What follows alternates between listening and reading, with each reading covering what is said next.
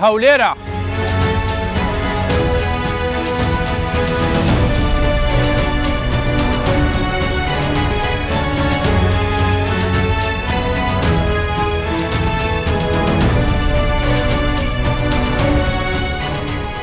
بەختەوەرم لەگەڵتانم لەم ڕۆژە گرنگ و مێژوویە کە بەڕاستی بۆ نەوەی داهاتوو زۆر گرنگە و بۆ ئێستای کوردستان و ئاوادانی ئەمڕۆی کوردستانیش زۆر گرنگە. مەولانا جەلالەددینی ڕۆمی دەفەرمێ گوڵ لەبەر باران شین دەبێت نەک بە دەنگی هەور و بروسکە. ئێمەش بە نەرمی لەسەر خۆ بەردەوام دەبین لە ئاوادانکردنی کوردستان. جێ خۆیەتی من سپاسی دۆست و سپۆرانی یۆنانی بکەم کە ئەمڕۆ لێرە ئامادەن وەک نوێنەرانی حکوومەت و ئەو بەڕێز و پسپۆرانەی کە ئامادە بوون یارمەتیمان بدەن لە دەستپێکردنی ئەم پرۆژەیە بە تایبەتی لە چاندنی داری زەیتون. پێش ماوەیەک من لەگەڵیان دانیشتم و بۆیان باس کردم کە سەرچاوەی داری زەیتون لەم دەڤەرانەوە هاتووە. گەڕانەوەی داری زەیتون بۆ ئەم شوێنانە ئەمە خۆی مانایەکی گەورەی هەیە. ئەم بەرهەمێکی بەخێر و بەپیتە بۆ خەڵکی ئەم ناوچەیە هەم دەکرێ زۆر سوودی لێوەربگرین لە بابەتی ئەو مەبەستەی کە هەمانە بۆ دروستکردنی پشتێنەی سەوزی هەولێر.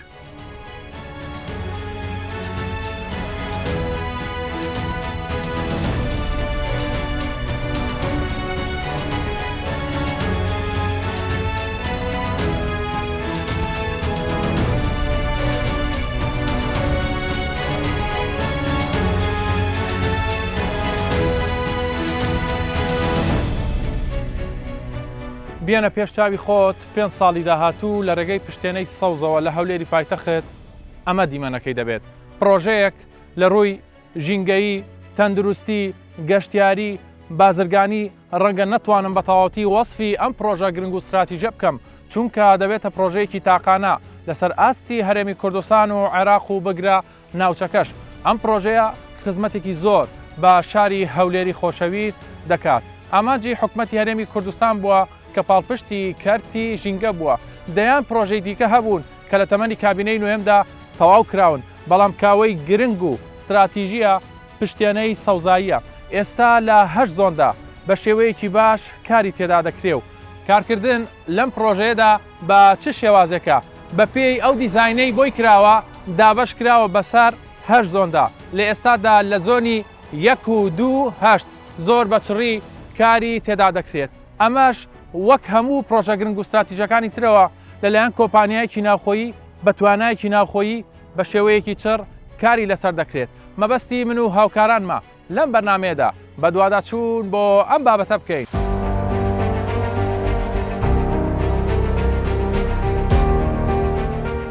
ئایندەیەکی گەش لە ڕووی باشتربوونی کەرتی ژینگەوە چاوەڕێی ئەم شارە دڵگیرە دەکات. پشتێنەی سەوز یەکێک لە پرۆژە بەسوود و استراتیژەکانی حکومەتی هەرێمی کوردستان کە لە هەولێری پایتەخت ئەنجام دەدرێت بۆ باشترکردنی کەرتی ژینگە و تەندروستی و ئێستا ئەم پرۆژەیە دەستی بەکارەکانی کردووە. پرۆژەکە بەسەر 8 زۆندا دابەش کراوە و ئێستا لەلایەن کۆمپانیایەکی ناوخۆییەوە بە شێوەیەکی چڕ کاری لەسەر دەکات. سەرۆکی شارەوانی هەولێر ئاماژە بەوە دەکات ئەم پرۆژەیە هەم سیمای شاری هەولێر و هەمیش ڕێژەی سەوزایی بە ڕێژەیەکی بەرچاو بەرز دەکاتەوە.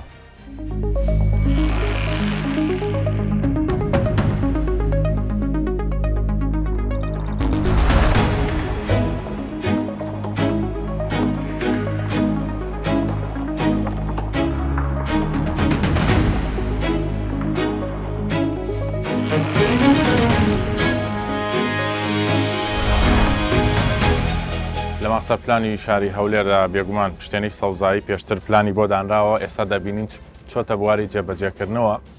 لەگەڵ بەڕێستانە دەمێت لەسەر ئەمە گفتوگۆ بکەم چۆن کارتان لەسەر کردووە، بەسەر چەند زۆن دابەشتان کردووە؟ بەڵێ شاری هەولێر بە خۆشحاڵیەوە لە ساڵی 2010ەوە خاوەنی ماستەر پلان بووە لە کابینەی نوێمی حکوومەتی هەرێمی کوردستانی زیاتر دوای 3 ساڵ کارکردن بەسەرپەرشتی بەڕێز جەنابی وەزیری شارەوانی و گەشت و گوزار و پارێزگاری هەولێر و نوێنەرانی هەموو وەزارەتە پەیوەندیدارەکانی تێدا بۆلەوەی ماستەر پلان شاری هەولێر جارێکی تر هەموار کرێتەوە ڕوئیای شاری هەولێر تاکو ساڵی 2015مان پیشان دەدات لەم ماستەر پلانش شتێنەی سەوزی تێدایە کە بە تیرەی داخیلی نزیکەی 83 کیلۆمەترە بە عورزی پانتایی 2 کیلۆمەتر بە چاردەوری شاری هەولێرە ماستەر پلانی کوبڵی پشتێنەی سەوز ماستەر پلانێکی تایبەت بەخۆی کە دابش کراوە لە هەر زۆن دوای وەرگرتنی فحوساتەکان و ئەوانەی کە هەر زۆنێک پێویستی بەچدا یان خۆلۆچ بابەتێک گونجاوە دراستەی لەسەرکرا و ماستەر پلانەکەی لۆدانراوە. ینی هەمووی ناکرێت یەکوا بە زۆر باز لەوە دەکرێت دەڵێن بەس هەموو پشتێنەی سەوزای دەبێتە دارزەیتون و دارفستق. نەخێر ئەمە ئەوەی ئێستامە ئەو زۆنەی کە جێبەرکاری لەسەر دەکرێت کە زۆنی یەکەمە بەشی 1 و 2 وە زۆنی 8 کاری لەسەر دەکرێتن کە نزیکەی 13 کیلۆمەتر مربع ئێستا کاری سەوزایی لەسەر دەکرێتن کە ئەمە ئەو پرۆژەی ئەو زۆنەی ئێستا کاری لەسەر دەکرێت تەنها بە تەنیا ڕێژەی نزیکەی 5 ڕێژەی سەوزایی لەسەر شاری هەولێر زیاد دەکات. زۆر قسە لەسەرەوە دەکرا کە پارێزگای هەولێر کەش و هەواکەی بە تایبەتی هەواکەی زۆر پاک نییە بینیمان پرۆژەی ڕووناکی چەنە کاریگەری هەبووە شتێنەی سەوزایش دەبێتە تاواکەری ئەم بابەتە وەکو باسم کرد بە دڵنیاییەوە کاریگەرچی زۆری دەبێت ئەو بەوانێک کە پێشتریش باسم کرد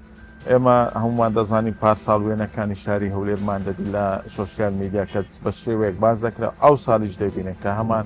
ڕۆژوەمان تارێک وڵاتەکە بە دڵنیاییەوە کاریگەرێکی زۆری دەبێت لە سەرکەشەوە دەمەوێت لێرە بابەتێک سەبارەت بە سەرچاوی ئاوەکانیش ئێمە ئەو زۆنانە بەشێکیان دەتوانین پشتیان پشت بە ئەو پۆندانەی کە زیاتر لە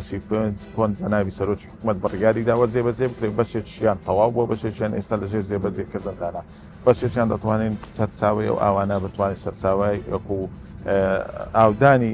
دارەکان بەکاربێنن جگە لەمە سیستەمی زیرەکی ئاودان بەکاردێت لەوەی کەمترین ئەو بەفیرۆ بسێتن یان دەتوانین بڵین هەر بەفیرۆ ناچێتن چکە بە شێوەی سیستەمی زیرەک ئاودانەکانیش دەکرێتن بەشێکیان دەتوانین سوود لە ئاوی ژەرزەوی دەبێت. کاکارزان ئێستامە لە ناو زۆنی یەکین پێما بێ کار دەکرێت ینی لە پشتی جەنابیش تۆ دەبینی کۆمەڵە ئامێری گەورە ئیش دەکات دەبینی سەرەتای پرۆژەکەی ئەمە هەر ئاو بەچڕی بەردەوامی دەمێنێتەوە یا چۆن دەڵی بۆ ماوەیەکی کاتیە و ئیتر کارکردن تیاکەم دەبێتەوە بە دڵنیاییەوە ئەو پرۆژەیە بەو شێوە دەتوان بڵێم زیاتر کاری لەسەر چکە ئەمە لەوانەیە بڵێم کە بەرگاری ئەو پرۆژەیە درا پەلە کاری لەسەرکرا لەوانەیە پێویست و کۆمەڵە کەسی بیانی شارەزای بیانی لە وڵاتی یۆناان و هاات سەردانەکە لە وەرگرتنی فوساتی تۆبەکەی جارشکرد وەرگرتنی زۆری ئاوەکە و کەش و هەوایەکە ئایا زۆرەدارێک گونجاو دەبێتن لەم شوێنە بۆیە بە دڵنیاییەوە کاری ئێستاوی دەبینین حەفراتیش کراوە تەنها کاری دارچاندن ماوە مەشتێکیش دەستی بە سیستەمی ئاودانی لە بۆ دادەندرێتن بە دڵنیاییەوە دنیای دەدەین ئەوەی کە ئەو پرۆژێوێ زۆر بەسیرتر کاری لەسەر دەکرێت.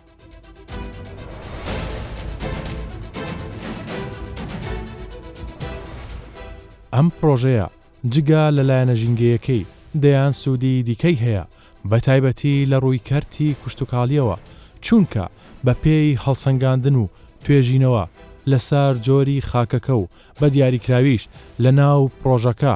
بڕیاردراوە چدارێک بچێنرێت بۆ ئەوەی لە ئایندەدا سوودی لێوەربگیرێ جگە لەمانش حکومەت قەرەبووی هەموو ئەو کەسانە دەکاتەوە کە مڵکەکانیان دەکەوێتە ناو ئەم پرۆژەیەوە.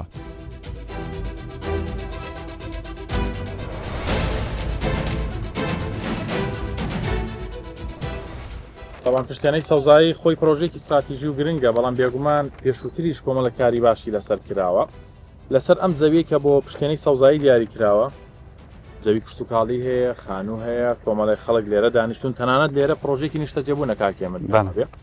ئەمە شەون و خونێکی زۆری ویستووە چۆن دەڵێ خەناعەت پێکردن بە کەسێک چۆن کاتان لەسەر ئەمە کرد چۆن قەرەبووی ئەمانە دەکرێتەوە. بەڵێ پیشەندەی سەوز هەنگاوەکی کردەیە بە ئامانجی پاراستنی ژینگە و تەندروستی هاوڵاتیان خۆتان دەزانن ناوچەکە بە شێوەیەکی گشتی ڕوبەڕووی گۆڕانکاری کەش و هەوا بۆتەوە هەنگاوەکانی خۆپارێزی و ڕوبەڕووبوونەوە بە پشتێنی سەوز دەست پێ دەکات بۆیە ئەو پرۆژە گرنگەکەی زۆر بەرچاوە گرنگەکەی معلومە لای هەموو هاوڵاتیان زۆر لە ئێمە زیاتر تەفەهومی ژینگەی شاری هەولێر و گرنگی ئەو پرۆژەیان کردو بۆیە بە سپاسەوە ئێمە دڵسۆزی ئەو هاوڵاتیانەیەکەوە زەویەکانیان بەر بۆ پرۆژە کەوتووە زۆر بە بەرزەی دەنرخێنین کەەوە هاوکار بوونە لەگەڵ ئێمە کاراسان بوونە و هاوکاری ئەو کۆمپانیا جێبەجێکارش بوونە بۆ جێبەجێکردنی ئەو پرۆژە بۆیە حکوومەتی هەرێمی کوردستانیش بە تایبەتی ڕێزدار سەرۆکی حکوومەتی هەرێمی کوردستان بەرپرسیارەتی واتە دەتوانم بڵێم قەرەبووی هەموو ئەو دامەزراوە و ئەو زەویانەی کەوا بەر ئەو پرۆژە کەوتونە بە ئەستۆ دەگرین و قەرەبویان دەکەینەوە بە سوپاسەوە بۆ لیژانەکان و تیمەکانمان کەەوە سەردانی هەموو ئەو زۆنیان کردووەکەەوە ئەو دامەزراوانەی کەوتونتە سەر ئەو ڕوبەرە تەرخانکراوی بۆ پرۆژە گرینگە ئێمە ئامار و جەردی تەواوی هەموو ئەو دامەزراوەمان وەرگردووە دامەزراوەکان بە پارە قەرەبوو دەکرێنەوە نزیک بە 8 میلیارد دینار قەرەبووی ئەو دامەزراوانەیە کە بەشی زۆریان بە زێدەڕەوی و هەرەمەچیش دروستکرابوون و هەروەها قەرەبووی زەویەکانیش دەکرێنەوە قەرەبووی زەویەکانیش ئەو ڕوبەرێکەوە تەرخان کراوەکو زۆنی یەکەم و هەنگاوی یەکەمی جێبەجێکردنی پرۆژەی پشتێنەی سەوز 464 پارچە زەوی 250 مەتری قەرەبووی خاوەن مافەکان دەبێت نکۆڵی لەوە ناکرێت کاک دیاری لە کابینەی نوێیەم بەرهەمی کشتتوکاریمان ڕۆژ بە ڕۆژ لە زیادبوون بوو بەرهەمەکانیش نەوەستاتەوە لەسەر ئەوەی یەک جۆرە بەرهەمیان دوو جۆرە بەرهەم هەبێت و کەوا زووتار کاتێکەوە دەرفەتی بە بازارکردنی بۆ نەڕەخسێت تووشی گرفتاری بێت و یاخود بربەستی بێتە پێش واتە ئەو ساڵ ئێمە لەو چەند ساڵی کابینەی نوێیەم بەرهەمەکان هەمە چەشم بوونە زۆرا زۆر بوونە ئایستاوە فستەقی شاتە ناو بابەتەکانەوە و دەرفەتی بە بازارکردی مسۆگەری بۆ برا زووتیاران ڕەخساوە ساڵانە ئێمە زیاتر لە 750,000 تۆن بەرهەمی برازوتیارانی خۆمان دەنێرین بۆ شارەکانی ژێر کۆنتترۆلی حکوومەتی عێراقی جگە لەوەش ئێمە بەرهەمان ڕەوانەی وڵاتانی کەنداو دەکرێت کشوەرەکانی تر کشوەری ئەفریقیا ئەوروپا چەندی وڵاتی تر ئەمە بەرهەمی هەرێمی کوردستان و بەرهەمی دەستڕنجینی برازوتیارانی هەرێمی کوردستانی پێگەشت و لەوەی ڕخسانیەلی کارەوە تۆ جەنابەت پێشەوەی دەست پێ بکەوتێت 5 ساڵی تر دەرئەنجامی ئەم پرۆژەیە دەبینن یانی ئەوی لە دیدگای ئێوەیە بێگومانیەوە بە پێی تێژینەوە ئەو ئەزمونەی کە هەتانە لەم بوارەیە هەیە ئەم لە ڕووی هەلی کارەوە ئەمیش کە بەم نەدوت 5 ساڵی تر خەڵک دەزانێت سوودی ئەم پرۆژەیە چییە ئەوەی کە جەنابەت باس کرد کاک دیاری ڕەنگە ئەمە پێش 5 ساڵی ئەمە کاریگەریەکانی ئەو پرۆژەیە دەبینی خۆی هەر هەنگاوی جێبەجێکردنی مای دڵخۆشیە ئێستا ئێمە هاتووینە سەر زەویەکی ڕەقوڕوت پاش 2 ساڵی تر یان پشت بەخوای گەورە لە هەفتەکانی داهاتوو هەنگاوەکانی داچاندن دەست پێ دەکات و لەگەڵ گەشەی دار و درەختەکان لە 2 ساڵی تر ڕنگدانەوەی ئیجابی دەبیت ئەو کات ئێمە دێینە ئەو زۆنە ئەو سیمای ئێرە دەبین کە بە شێوەیەک سەرنجڕاکێش و گونجا و لەبار گۆڕاوە بۆیە کاریگەری ئەو پرۆژەیە یەکانگیرە لەگەڵ ئەوەی کەوا بتە بربەستێک لە پێش کاریگەریەکانی گۆڕانی کەش و هەوا و پاراستنی ژینگە و تەندروستی هاوڵاتیان بۆیە ئێمە وەکو هاوڵاتیەکی شاری هەولێر زۆر دڵمان بۆ پرۆژەیە خۆشە چکە پرۆژەیەکی سرف نیشتیمانیە پرۆژەیەکە کەوا تەواو خزمەت بە هەرێمی کوردستان دەکات و بە خزمەت بە شاری هەولێر دەکات هیچ بنەمایەکی بازرگانی هیچ بنەمایەکی نیشتەجێبوون نەنا ئەو پرۆژەیە جێنابیتەوە تەنها داچانی دار و درەختە لە هەمان کاتیشدا شێوازی ئەو پرۆژەیە شێوازی ئەپشتێنی سەوز وادا ڕێژراوەکەوە 10 پۆندیشی تێدا دروست بکرێت ساڵانە خۆتان دەزان ئێمە ڕێژەیەک بارانی مسۆگەرمان هەیە ئەو زۆنەی کەوا لێی وەستاوین لە خزمەت جەنابەت و هاوڵاتیان دەکەوێتە ناو زۆنی نیمچە مسۆگەری باران واتە ساڵانە ئێمە بارانی مسۆگەر یان نیمچە مسۆگەر لەو زۆنە هەردەبارێت بۆەوەی ئەو بارانەی کە دەبارێت نەبێتە زیان بۆ شاری هەولێر و لافاو و نەبی کاریگەری سلبی بۆ سەرجیان و سەروەت و سامانی هاوڵاتیان نەبێت بیر لەوە کراوەتەوە کەەوە 10 پۆندیش دروست بکرێت بۆ گڵدانەوەی ئاو و لە هەمان کاتیشدا بێتە سەرچاوی ئاوەکی مسۆگەر بۆ ئاودانی دار و درەختەکان.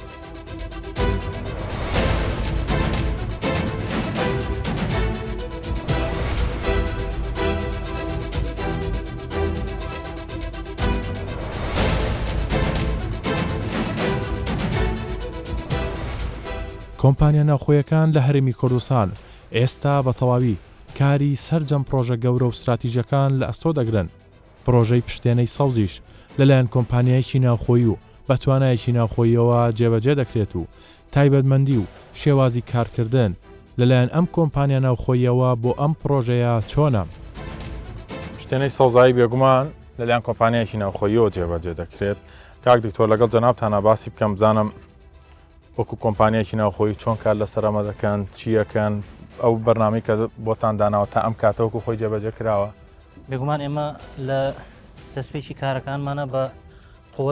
قوت و هێزێکی ناوخۆی زۆر هاتوین لە ناو ئیشەکە. هەمووی توانای ناوخۆی هەمووی توانان ناوخۆیەت لە ئێستادا لە حاڵی حاضر زیاتر لە 300 بۆ 350 هەلی کار هی خۆڵی لە ناو پرۆژەکە کار دەکەن و ڕەخساوە وەکو قوتی ئالیاتیش زیاتر لە 120 ئالیاتی گەورە و مەزنیش لە پرۆژەکەدا دەکات. پێماوێ بە 6 قۆناغ کارتان لەسەر ئێوە کرد وەکو کۆمپانیا. بەڵێ چۆن بە قۆناغەکانی قۆناغەکانی ئیشکردنی پرۆژەکە بەگشتی لە 6 قۆناغی سەرەکییا خۆی بینێتەوە. سەرەتا ئەو شوێنانەی کە مۆڵەتمان پێدراویان کە هەموو لایەنە حکومی و کارەکانی تەواو بووە. هەستاوین کە زۆنەکانمان دیاری کردووە. نقطەکانمان هەمووی بە درۆنی DJI هەڵگرتوتەوە. پاشان قۆناغی سیاجین دەست پێکرە سیاجمان کردووە بۆ ئەوەی بە مرتاحتر کار لە پرۆژەکە بکەین و لە پاشان هاتوین بە خاوێنکردنەوەی ئەو زەویانەی کە دیاری کراوە بۆمان بەردێک و خاشاکێکی زۆری تیابوو ینی مەرحەلەیەکی قورس بوو ینی ئەمانەی کە ئێستا دەبینین هەمووی خاوێن کراوەتەوە ئێستا دەبینین ئامادەکاری کراوە بۆریەکان ڕاکێشراوە شتەکان و ئەو چاڵانشی لێدرا بەس من شتێک دەبینم هەستەکەم هەمووی بە پێی پلان و بەڕێکی دانراوە نێوانی ئەم نەمامودارانەی کە دەچێنرێت چەندە؟ بەڵێ لە بخۆی لە بەپێی ستاندارد ئەوەی کە وەرمانگرتۆ لە ڕاوێژکارەکانمان وەکو زراعی ئەم زۆنەی ئێستامانیان چەند زۆنێکی لە دوایە و کە هەمان طبقاتی خۆڵی هەیە و هەمان قوت هەیە لە خۆڵەکەیە 6 متر تەوزیع کراوە. احتیمالە هەندێک زۆنمان هەبێت کە ئینتێنسیان سوپەر ئینتێنس بێ ئەوە دوایی لەلایەن ئەوانەوە قەرارمان پێدەدرێ و نێوانی دارەکان دیاریکن بەڵام ئێستا هەم بە بڵێن بە ئاسۆی و هەم بە ڤێرتیکەڵی و هۆریزۆنتەڵی بە هەردوو لە 6 مترە. پێ ئەزمونەی کاتانەوەکو کۆمپانیەکەی خۆتان هیچ پرۆژێکی هاوشێوە هەیە لە عێراق هەرێمی کوردستان لەم شێوەیە بێ؟ بێگومان نییە چکە پرۆژێکی زۆر گەورەیە و تاثیراتێکی جانبی زۆریشێ بەڵام عمومەن نییە پرۆژەمان نییە تا ئێستا. ئەو 2 کیلۆمەتری کە دیاری کراوە پانیەکەیەتی پێم هەموو یعنی داری تاواتی تاچێنرێ؟ بەڵێ بەخۆی ئەطرافی هەولێر 82 کیلۆمەترە درێژی 82 کیلۆ پشتێنەکە و بە پانیش 2 کیلۆمەترە بەڵام هەندێک جێ لەوانەیە تۆزێک زیاتر ببێ و هەمووشی سەوزەکرێ هەمووشی سەوزەکرێ و پلانی داهاتوش هێشتا لە دراسەکردن ینی پلانی تریشمانە بێ بۆی. ئێرە هەولێری پایتەختە هەمیشە بە پرۆژەی جیاواز و تاقانە دەناسرێتەوە. باسی پرۆژەی سەوزایی یاخود پشتێنەی سەوزایی هەولێری پایتەختان بۆ بکەم کە بە تەوابوونی هەولێری پایتەخت دەباتە قۆناغێکی نوێوە. پێتان بڵێم بە درێژایی 83 کیلۆمەتر ئەم پرۆژەیە بە سەوزاییەکی زۆر باوەش دەکا بە هەولێری پایتەختە و بە پانی 2 کیلۆمەتر کاری لەسەر دەکرێت. لە ئێستادا لەلایەن کۆمپانیایکی ناوخۆیی نزیکەی 300 بۆ 350 ئەندازیار کرێکار دەستی ناوخۆیی ڕۆژانە 16 کاتژمێر کاری تێدا دەکرێت. ئێستا لە زۆنی 1 2 و زۆنی 8 کاری تێدا دەکرێت. 150 زۆنی 1 کارەکانی تەواو بووە ئەوەی دەبینن بەزماوە نەمام و دارەکانی تیا بچێنرێت. چۆن کار لەسەر ئەم پرۆژەیە کراوە؟ بێگومان پێشتر پلانێکی استراتیژی دانراوە چونکە حکومەت هەرێمی کوردستان و بە تایبەتیش لە کابینەی نوێمدا زۆر پاڵپشتی کردووە بۆ باشترکردنی دۆخی ژینگە لە هەرێمی کوردستان. ئەم پرۆژەیە چەندی سوودی هەمەلانی هەیە. یەکەم لەوانە بۆ باشترکردنی دۆخی ژینگە لە هەولێری پایتەخت لە ڕوویەکی ترەوە بۆ بابەتی کوشتتوکاڵی لایەنێکی تریشی هەیە ئەویش بابەتی گەشتیاری و کەسیمایەکی جوان دەدات بە هەولێری پایتەخت. بەپێی ئەو پلانەی بۆ دانراوە نزیکەی 7 ملیۆن دار لەم پرۆژەیەدا دەچێنرێت و دیمەنێکی جیاواز و سەرنجڕاکێش دەدات بە هەولێری پایتەخت. وەک هەموو کارەکانی تریش ئەم پرۆژەیە دەبێتە پرۆژەیەکی جیاواز و تاقانە.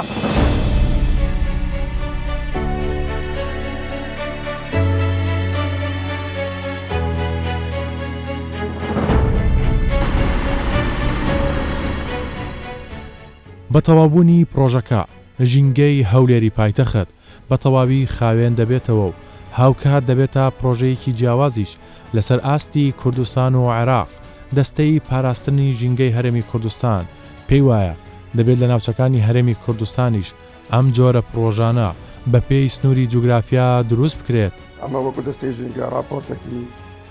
ئەکادمی و علمیمان لەسەر پشتینەی سەوز کردیە. تەسیراتێکی زۆر وازح و دیار پشتینەی سەوز تەسیری هەیە لەسەر شاری هەولێر حەقیقەت. ئەمە وەستی باسی پشتینەی سەوز دەکەین، باسی تەسیراتی تەندروستی دەکەین، ژینگەیی، کوواڵەتی هەوا، گۆڕانی کەش و هەوا. بابەتی پشتینی سەوز چاندنی ئەو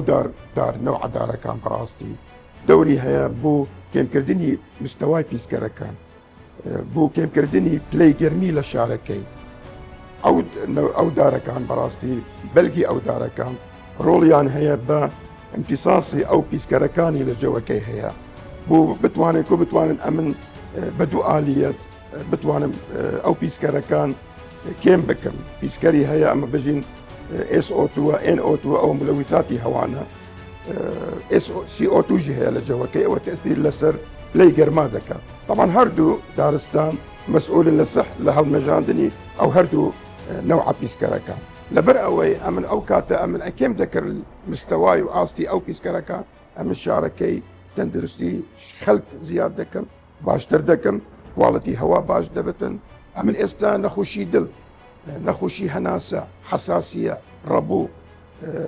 نەخۆشی سەرەتان و ئەوانەی هەموو بەڕاستی ئەوە هەموو ئەدیلەی علمی دەلیلە ئەنو ئەوە ڕەبتە بەو پیسکەرەکانی هەیە لە جەوەکەی. Under the leadership of Prime Minister Masroor Barzani, the Erbil Greenbelt is bringing life and greenery around the city.